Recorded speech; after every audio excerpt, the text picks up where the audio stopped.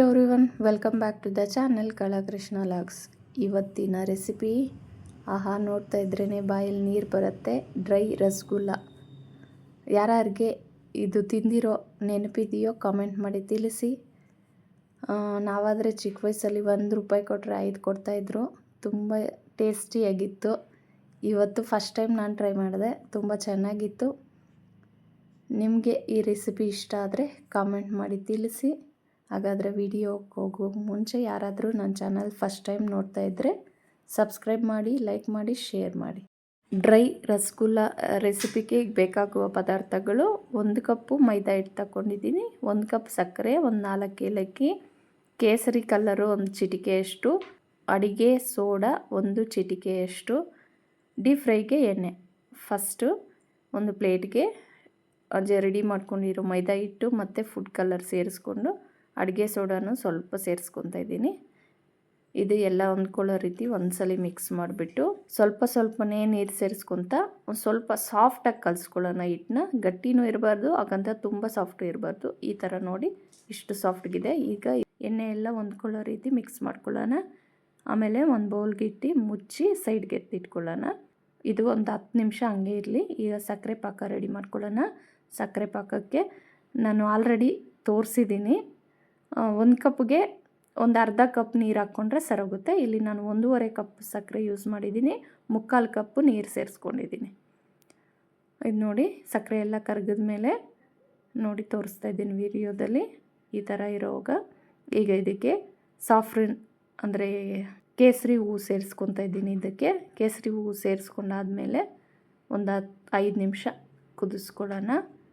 ಇಷ್ಟಾದರೆ ಸಾಕು. ಈಗ ಸ್ವಲ್ಪ ನಿಂಬೆ ರಸ, ಜಜ್ಜಿರೋ ಏಲಕ್ಕಿ ಸೇರಿಸ್ಕೊತಾ ಇದ್ದೀನಿ. ಇದಕ್ಕೆ ಎಲ್ಲ ಸೇರಿಸ್ಕೊಂಡು ಹೊಂದ್ಕೊಳ್ಳೋ ರೀತಿ ಮಿಕ್ಸ್ ಮಾಡಿಕೊಂಡು ನೋಡಿ ಈ ಹದ ಇದ್ರೆ ಸಾಕು. ನಾನು ಸ್ವಲ್ಪ ಶುಗರ್ ಪಾಕನ ಎತ್ತಿ ಸೈಡ್ಗೆ ಇಟ್ಟಿದ್ದೀನಿ, ಬೇರೆ ಇದಕ್ಕೆ ಬೇಕು ಅಂತ.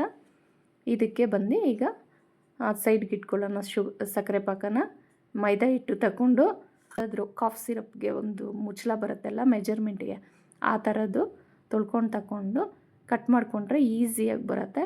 ನೋಡಿ ಎಲ್ಲ ಒಂದೇ ಸಲ ಈ ಥರ ಪ್ರೆಸ್ ಮಾಡಿಕೊಂಡು ಮತ್ತೆ ಮಿಗಿಲಿರೋ ಹಿಟ್ಟನ್ನ ತೆಗೆದುಬಿಟ್ಟು ಅದನ್ನು ಮತ್ತೆ ರೋಲ್ ಮಾಡಿ ಮತ್ತೆ ಅದೇ ಥರ ಬಾಲ್ ರೀತಿ ಮಾಡ್ಕೊಳ್ಳೋಣ. ಈಸಿ ಪ್ರಾಸೆಸ್ ಇದು, ಹಿಂಗೆ ಮಾಡಿಕೊಂಡ್ರೆ. ಈಗ ಇನ್ನೊಂದು ಸೈಡು ಡೀಪ್ ಫ್ರೈಗೆ ಎಣ್ಣೆ ಇಟ್ಕೊಂಡಿದ್ದೀನಿ, ಸ್ಲಿಮ್ಮಲ್ಲಿದೆ. ಎಲ್ಲ 1 ಬೈ 1 ಹಾಕ್ಕೊಂಡು ಒಂದು 5 ನಿಮಿಷ ಹಂಗೆ ಸ್ಲಿಮ್ಮಲ್ಲಿ ಬಿಡೋಣ. ಆಮೇಲೆ ಎಲ್ಲ ಸೈಡು ಮಿಕ್ಸ್ ಮಾಡ್ಕೊತ ಒಂದು ಗೋಲ್ಡನ್ ಕಲರ್ ಬರೋವರೆಗೂ ಫ್ರೈ ಮಾಡ್ಕೊಳ್ತಾ ಇದ್ದೀನಿ. ಹಿಟ್ಟು ಒಳಗಡೆವರೆಗೂ ಬೇಯಬೇಕಲ್ಲ, ಅದಕ್ಕೆ ಮೀಡಿಯಮ್ ಫ್ಲೇಮಲ್ಲಿ ಇಟ್ಕೊಂಡು ಎಲ್ಲನೂ ಡೀಪ್ ಫ್ರೈ ಮಾಡ್ಕೊಳ್ಳೋಣ. ಚೆನ್ನಾಗಿ ಗೋಲ್ಡನ್ ಬ್ರೌನ್ ಬರೋವರೆಗೂ ಫ್ರೈ ಮಾಡಬೇಕು. ಸ್ಲಿಮ್ಮಲ್ಲಿದೆ ನೋಡಿ. ಒಂದು ಸೈಡ್ ಫ್ರೈ ಆದಮೇಲೆ ಇನ್ನೊಂದು ಸೈಡ್ಗೆ ಈ ಥರ ಟರ್ನ್ ಮಾಡ್ಕೊಳ್ಳಿ. ನಾನು ಎಲ್ಲ ಒಂದೇ ಸಲ ಹಾಕಿದ್ದೀನಿ. ನೋಡೋಣ ಅಂತ ಫಸ್ಟ್ ಟೈಮ್ ಟ್ರೈ ಮಾಡಿದೆ ಈ ರೆಸಿಪಿ. ತುಂಬ ಅಂದರೆ ತುಂಬ ಚೆನ್ನಾಗಿ ಬಂದಿತ್ತು. ನೀವು ಒಂದ್ಸರಿ ಟ್ರೈ ಮಾಡಿ ನೋಡಿ.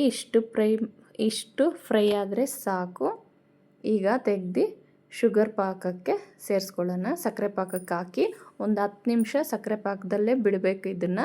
ಇದು ಬಿಸಿಯಾಗಿದೆ ಮತ್ತು ಸಕ್ಕರೆ ಪಾಕ ಬಂದು ಉಗುರು ಬೆಚ್ಚಗಿದೆ, ಹಂಗೆ ಇರಬೇಕು.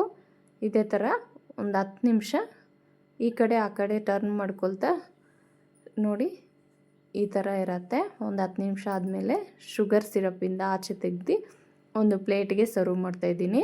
ಇದು 4ರಿಂದ ಒಂದು 5 ಗಂಟೆ ಡ್ರೈ ಆಗಬೇಕು. ಆವಾಗೇ ನಮಗೆ ಅಂಗಡಿಯಲ್ಲಿ ಸಿಗೋ ರೀತಿ ಇರುತ್ತೆ ನೋಡಿ. ಈ ಥರ ಇದೆ. ಒಂದು 2 ಅವರ್ ಆದಮೇಲೆ ಈ ರೆಸಿಪಿ ಹೇಗನ್ನಿಸ್ತು ಅಂತ ಕಾಮೆಂಟ್ ಮಾಡಿ ತಿಳಿಸಿ. ಇಲ್ಲಿವರೆಗೂ ವಿಡಿಯೋ ನೋಡಿದ್ದಕ್ಕೆ ಥ್ಯಾಂಕ್ ಯು ಸೋ ಮಚ್.